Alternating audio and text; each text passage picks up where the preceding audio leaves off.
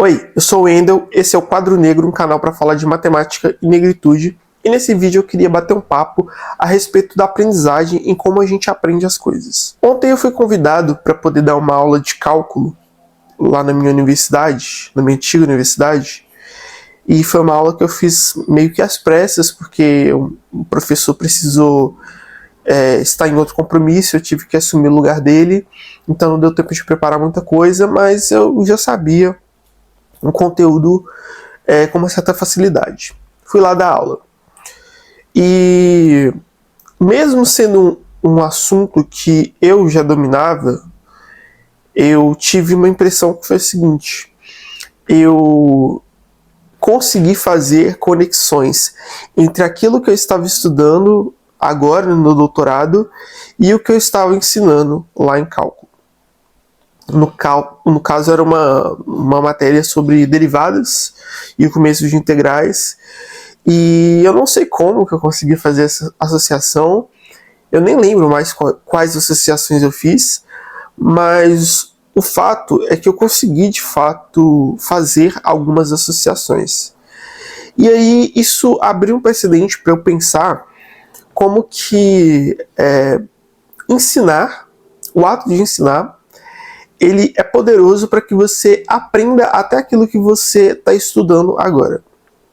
Ou seja, é aquela velha história que muitas pessoas dizem, né? Que você aprende enquanto você está ensinando também. E isso me fez pesquisar um pouco a respeito disso e eu comecei a descobrir um mundo de coisas. Descobri que tem até um nome para isso, né? Que é Learning by Teaching. Que é pensar como se fosse uma técnica mesmo, onde você ensina aquilo que você está estudando a fim de memorizar e aprender mais. E, obviamente, a ideia é que você não seja necessariamente um professor que vai fazer tudo corretamente, da melhor maneira possível, e vai explicar do jeito mais didático possível para as pessoas que estão te ouvindo. Mas que você tenha, de alguma forma, a preocupação em preparar alguma coisa que você mesmo está estudando, ensinar para alguém, e à medida que você vai estudando, você vai percebendo quais conteúdos, quais partes da matéria realmente estão bem fixadas na sua cabeça, quais partes você ainda tem dúvida, o que você consegue tirar de dúvidas, soluções, questões, reflexões a respeito daquilo que você está tentando ensinar. E eu percebi que durante a minha formação eu sempre gostei muito de ensinar, mas eu nunca tive o hábito de fazer isso para mim mesmo. Então eu pensei que seria uma boa ideia eu tentar fazer isso através do canal como uma espécie de teste, onde eu ensino para mim mesmo todos os dias, ou pelo menos todos os dias em que eu for estudar, alguma coisa que eu estou estudando no momento atual, e aí eu tento ensinar de uma maneira o mais didática possível para que eu me convença daquilo que eu estou falando e tente ao máximo possível convencer outras pessoas que minimamente saibam do que eu estou falando sobre o que eu estou falando também. E é uma técnica, inclusive, que tem evidências científicas, e a partir dessas evidências científicas eu descobri que realmente talvez uma das melhores coisas que você pode fazer enquanto estudante é tentar ensinar para outras pessoas. Claro que num contexto onde a gente tem várias pessoas todas juntas, você não vai ter sempre a oportunidade de parar para poder ficar, sei lá, meia hora por dia ensinando uma pessoa e ela vai ter que fazer o mesmo com outras e outras e outras e outras. Mas como todo mundo hoje em dia tem uma câmera, é isso, ensine para você mesmo. Então eu vou ensinar para mim mesmo e vou documentar e vou mostrar para vocês. Então todos os dias, aqui por exemplo, hoje eu estou estudando, estava aqui, não sei se dá para ver muita coisa, estava estudando, estava estudando um monte de coisa na verdade, só que eu acordei meio perdido E eu acho, inclusive, legal de documentar isso, que às vezes tem dia que você acorda perdido, você não sabe o que fazer, e você começa a estudar um monte de coisa. E aí eu comecei a estudar um monte de coisa e não parei em nenhuma não fixei minha atenção em nenhuma ao mesmo tempo. Mas agora, especificamente, eu estava entendendo uma definição que antes eu não entendia, que eu passei por ela e não pensei nela direito, que era a definição de imagem inversa de um morfismo de feixes. Então, hoje eu vou tentar fazer isso, vou tentar explicar o que é imagem inversa de um morfismo de feixes para vocês e vamos ver no que dá. A minha dica é o seguinte: tenha objetivos pequenos, mas que você consiga alcançar. Porque se eu for parar para pensar, um dia inteiro só para poder entender uma definição é muito pouco, certo? Mas é bom você não colocar muitos objetivos de pensar, no meu dia eu vou fazer tudo isso daqui e vai dar tudo certo. Não, tenta fazer o mínimo possível. Então eu vou querer, por hora, só entregar essa definição. Depois que eu avançar ela, eu passo para outra coisa, e passo para outra coisa, e passo para outra coisa. Porque senão eu vou ter que ficar concatenando um monte de compromissos que eu tenho e eu não consigo cumprir com nenhum. Então, a minha tarefa agora é definir e tentar dar um exemplo, alguma coisa razoável sobre morfismos, imagem inversa de morfismo de feixes. E aí, vamos ver no que isso vai dar, e recomendo a todos vocês também não só engajarem aqui e verem a trajetória, como também fazerem o mesmo. Se vocês não querem gravar, conversem com alguém, expliquem para alguém, mas expliquem. Façam o trabalho de preparar algo e ter que explicar a alguém.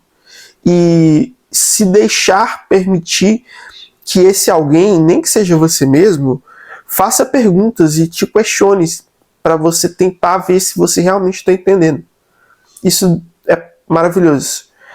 E é só assim que a gente cresce, e é desconfortável mesmo, mas é um desconfortável legal, então é isso. Bora pra cima. Beleza, pessoal. Então, hoje eu fiz alguns avanços. Eu tô me recuperando de uma crise que eu tive, então, por enquanto, vão ser avanços um pouco tímidos, mas significativos, e até bastante significativos. E eu queria comentar brevemente o que eu fiz hoje, né? Eu falei de manhã que eu queria estudar o conceito de imagem inversa e imagem direta de feixes. E eu fiz alguns avanços nisso. Eu ainda não consegui resolver o problema que eu tinha, que eu queria resolver, que era basicamente um teorema que fala que os funtores f(-1) e f' são adjuntos, são funtores adjuntos. E esse é um teorema que está como exercício no Hartree, e basicamente eu acho que é uma grande sacanagem, porque é um exercício difícil. Eu fiquei um tempo tentando resolver, não consegui. Eu sei que tem a demonstração no livro que eu estava utilizando, eu tentei não ver, mas eu não resisti, só por alto eu vi assim e vi que era uma página inteira de demonstração. Então realmente não é nada trivial. E, enfim, eu queria falar sobre isso e também um pouco de algumas reflexões que eu tive hoje sobre geometria complexa, que é uma matéria que eu também estou fazendo, que foi legal porque, embora eu também não tenha conseguido resolver um dos exercícios que eu estava tentando, mesmo eu não tendo feito muito, não tenho estudado muito tempo ele, eu tive uns insights que são legais, sabe? Então, beleza, vamos comentar sobre isso. Primeiro é essa questão aqui da imagem inversa e imagem direta. basicamente, você está fazendo o seguinte, né? Então, você pega F, um mapa contínuo entre dois espaços topológicos quaisquer. E aí você tem F, um feixe em X, nesse espaço aqui. Se você tem isso, então você consegue definir um feixe em U. Então, defina um feixe F, assim, em Y, que para cada aberto V de Y,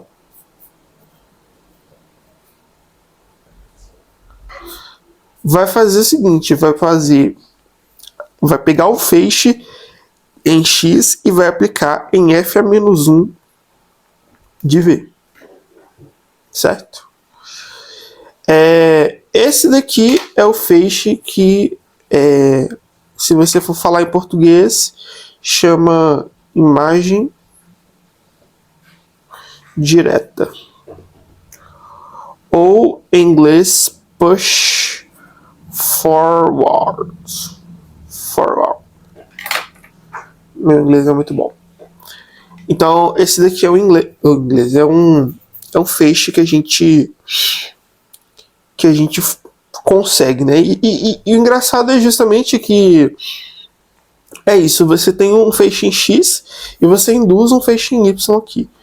Isso daí é uma maneira como eu posso dizer, de um certo ponto de vista, você conseguir induzir feixes, dado um feixe no espaço topológico.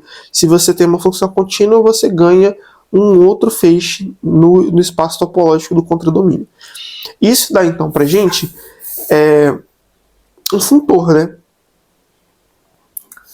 Que pega um feixe em X e leva num feixe em Y, né? Que pega F e leva no F estrela F. Certo? Esse daqui é um funtor, como outro qualquer. E aí a gente tem o seguinte também. Então a gente aprendeu como fazer um feixe que sai do X e vai para o Y. Sai do X não, que através de um feixe em X você induz um feixe em Y. Agora a gente vai fazer o processo contrário. Ou seja, dado G feixe em Y, o que seria, como que eu posso dizer assim, seria muito legal se o que acontecesse fosse o seguinte: se a gente sabe que a gente tem a função f de x para y, a gente pega, se a gente tem aqui um feixe aqui, U aqui, um aberto U aqui, a gente aplica, calcula f de U e calcula o feixe G em f de U. O problema é que a função é contínua, mas não necessariamente acontece de um feixe, se você pegar um U aberto, a imagem dele também ser um aberto, tá? Então, isso não precisa necessariamente acontecer. Então, essa abordagem de fazer exatamente assim, ela não funciona, certo? Só que existe um jeito de uma certa maneira, corrigir esse problema, que é o seguinte: como é que a gente faz? É como se a gente tivesse o seguinte: a gente está aqui com X, com Y. Então você pega um aberto aqui, U em X. Você pode mandar ele aqui no F de U, mesmo ele não sendo aberto, porque a gente tem o seguinte: beleza, o F de U pode não ser aberto, mas existe um aberto dentro do F de U. Não, existe um aberto onde o F de U está dentro dele. Então você pega aqui um aberto V que está onde o f de u está dentro de v, certo? Só que você geralmente não tem uma unicidade entre os abertos que contém esse cara, né? Então, o que você vai olhando é o seguinte: você tem um aberto aqui, você pega um outro daqui menor. Você pode ir tanto expandindo de dentro para fora, ou seja, você pega o f de u, aí você pega um aberto que contém o f de u, aí você pode pegar um aberto maior, ou você pode ir pegando um aberto menor. Essa ideia e aí a ideia é justamente que quanto, entre aspas, né, quanto menor for o seu aberto que contém o f de u, mais você vai refinar a sua informação, certo? Então, tendo isso em base, você olha para o f de u aqui e você vai pegando aqui as sequências dos abertos que contém esse cara. Então, você pode ir restringindo. Isso, nesse sentido, se torna um limite inverso. Então, o legal é que você vai fazer, você vai fazer o funtor f menos u de g, que pega um aberto u e leva no limite inverso de todos os v's que contém o f de u de g de v. Essa daqui é o que a gente chama de imagem inversa. Tá? Essa é a imagem inversa. E aí o teorema que eu queria provar, e que não deu tempo.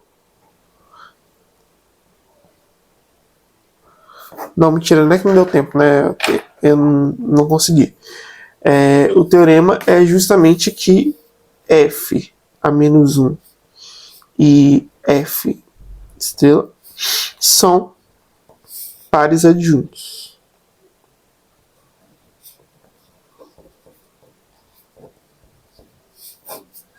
Esse daqui é o teorema que eu queria provar. Então, beleza, eu consegui entender essa definição hoje. E uma coisa que eu percebi também interessante é o seguinte: a primeira coisa é que você tem a função f de x para y. Então você pega um x, leva em f de x, né? Aí o que você vai ter é o seguinte: quando você faz o stalk de g em um x de f a menos 1 de g em um x, isso vai ser o stalk de g em f de x.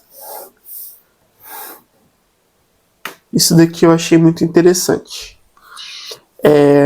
Uma outra coisa que eu achei interessante é que, por exemplo, quando você tem a ideia do feixe arranha-céu, ele vem justamente de uma ideia que é o seguinte: primeiro, então você tem, vamos pegar x, uma variedade, pode ser afim.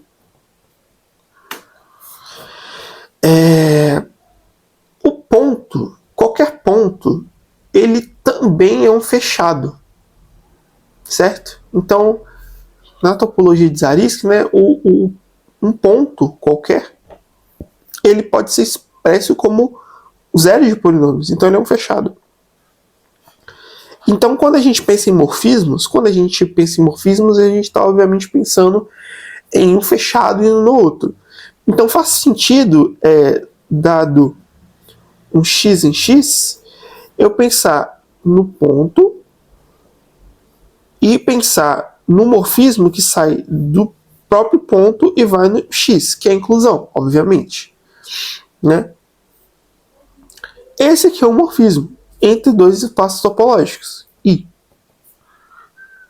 E aí você tem que, quando você faz esse morfismo, quando você faz o... Então, se você tem um feixe F aqui, em X, em X, você, através disso daqui, consegue um feixe em Y, que vai ser F a menos 1, F de Y, e esse feixe vai ser justamente o feixe arranha-céu, que vai pegar um aberto U e levar em... Peraí, esqueci a definição agora. Isso, Fx, se x tem U e 0, caso contrário. Isso é muito interessante, porque basicamente você está vendo uma inclusão de um único ponto como um morfismo. E você pode ver também essa inclusão de um ponto depois, se o x, por exemplo, é uma variedade afim, você pode ver esse cara como um esquema. Né? Então seria um morfismo I, que vai do spec de K para X. Né? E aí o push forward não é a imagem inversa, vai ser justamente esse feixe arranha-céu.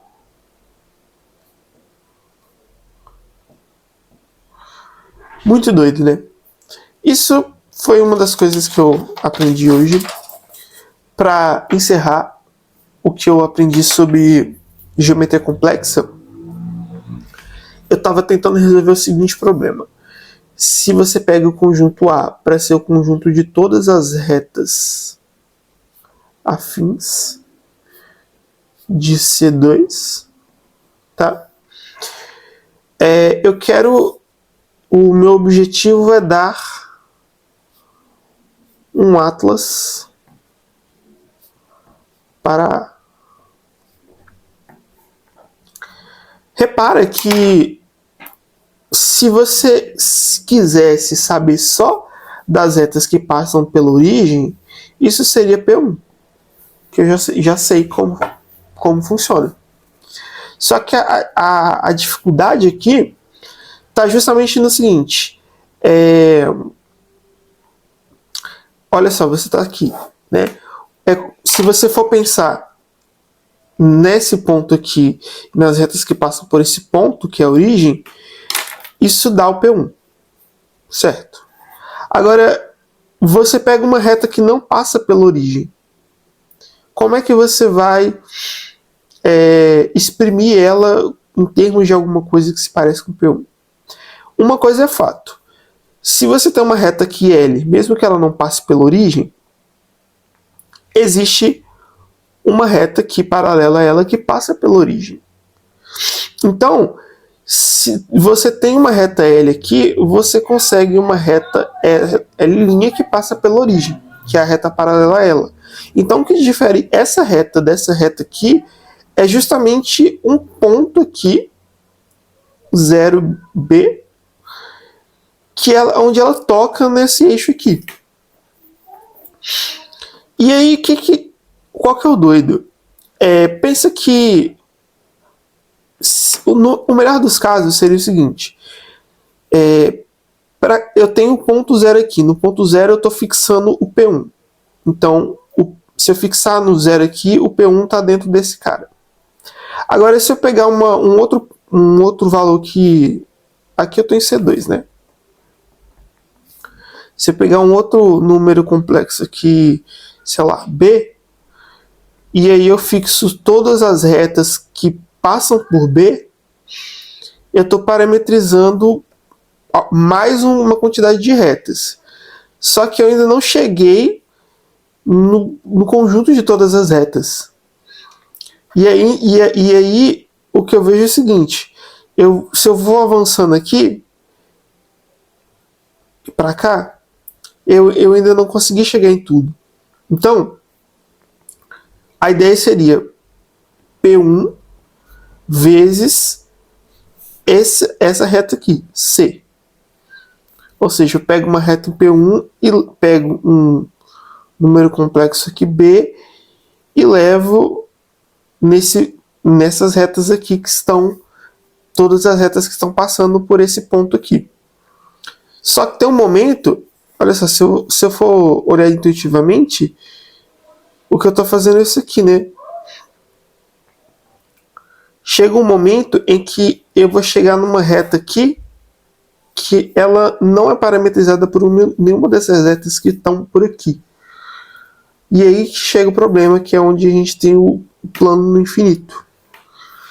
Esse que é o problema que eu ainda não consegui resolver. Como que eu crio uma carta para isso daqui? Será que eu pego um aberto aqui e faço P1 vezes esse aberto? Ou algo do tipo? Ainda não sei. Uma outra coisa doida é que, se a gente for olhar o espaço projetivo, pega o espaço projetivo de dimensão, ele é alguma coisa de circular. Porque você pega as retas aqui que passam pela origem, se você for fazer um desenho esquemático, elas começam, você pega essa aqui, aí elas vão indo nessa direção aqui, ó. Então vai pra cá, vai pra cá, vai pra cá, vai pra cá, vai pra cá, vai pra cá, vai pra cá, vai pra cá, vai pra cá. E mais do que isso, o doido é o seguinte: existe alguma classe de retas que são as retas afins, que são aquelas que são escritas da forma Z2 é igual a Z1 mais B. Basicamente, essas retas é o seguinte: você fixa aqui a reta, que é o Z1 igual a 1. E aí, uma reta desse cara aqui, ela vai ser alguma coisa assim. Ou assim, ou... não, perdão, acho que eu escrevi errado.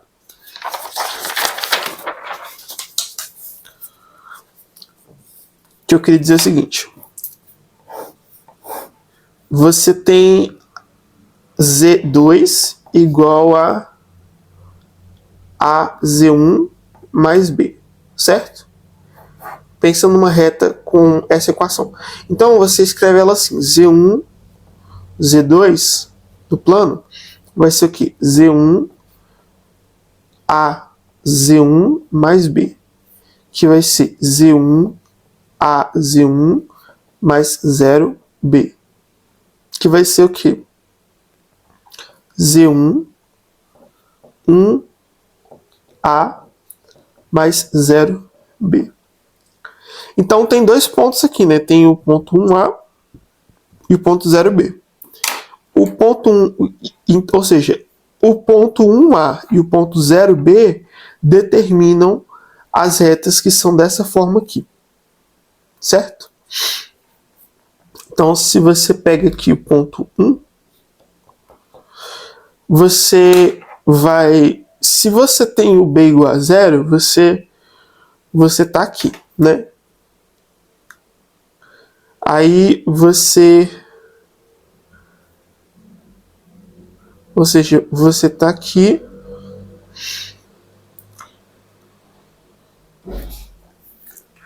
E aí o que acontece? Para cada valor de A, você vai aumentando isso daqui.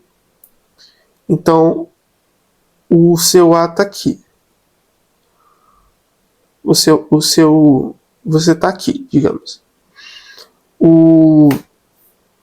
À medida que você vai crescendo o valor de A, você vai estando mais para cá e vai chegando uma reta aqui, e depois mais para cá, uma reta aqui, depois mais para cá, uma reta aqui, depois mais para cá, uma reta aqui. E aí, isso uma hora vai fazendo o quê? Você está aqui no 1 e esse aqui é o valor de A. Isso aqui dá uma reta. Uma hora você vai subindo tanto e você vai fazendo o quê? Você vai tendendo A para infinito. Só que quando você tende o A para infinito, você está chegando nessa reta aqui. E isso é a questão do plano projetivo. Pega todas as retas que passam pela origem. Se elas passam pela origem, você vai conseguir colocá-las dessa maneira aqui. Um A, um A, um A, um A. E aí faltam todas menos uma, que é essa daqui. Entendeu? Então, por isso que o plano projetivo, P1, é basicamente C união com ponto no infinito. Que seria esse daqui. Muito doido, né? Muito doido. E mais doido é que isso, quando a gente está pensando nos complexos, isso daqui vai ser esfera. Basicamente, você pega essa reta em todas as direções e você tem esse ponto aqui, que é o ponto no infinito. Eu vou fazer mais um vídeo depois falando sobre esfera, mas, enfim, é isso que eu queria falar. Tivemos progressos hoje, é isso. Valeu!